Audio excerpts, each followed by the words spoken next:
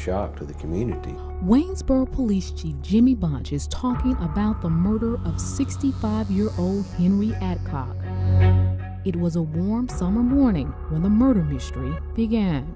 23rd of June 2011, that morning, Central Dispatch received an alarm call about a power outage at the city pawn shop at 439 Azalea Drive.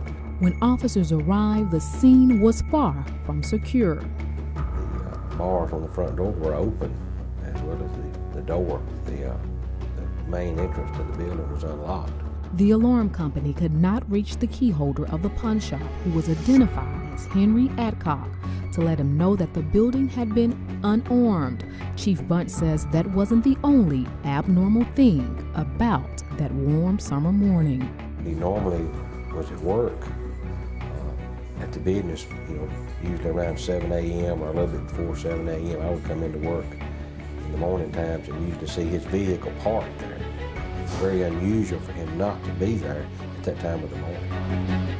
So exactly where was the 65-year-old pawn shop manager? It was determined later on that Mr. Adcock was found murdered in his home in the Ellisville area. His daughter discovered his body lying on the floor between the living room and kitchen. It was a very heinous crime, and it was horrible.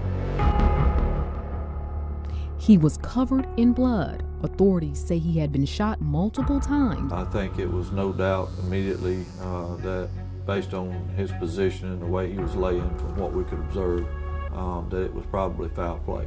According to Sheriff Alex Hodge, there is more than one person involved in this crime, and there is no doubt that the burglary and murder are connected. Authorities could not say if Adcock had been followed home by a customer and killed, or if he knew his killer.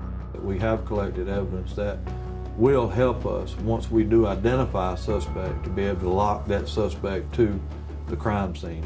Sheriff Hodge says although this crime remains a mystery to the public, his lead investigator, Robert Little, has a lot of good evidence. We've not let up. I know week after week we receive information, but one day we believe with all of our heart that this puzzle will come together and we will be able to make an arrest in this case. Investigators say the person holding the key to solving this murder mystery could easily be you. If you have any information concerning this crime, please contact the Jones County Sheriff's Department, Waynesboro Police, or your local law enforcement agency. For 7 on Your Side, Ontario Richardson reporting.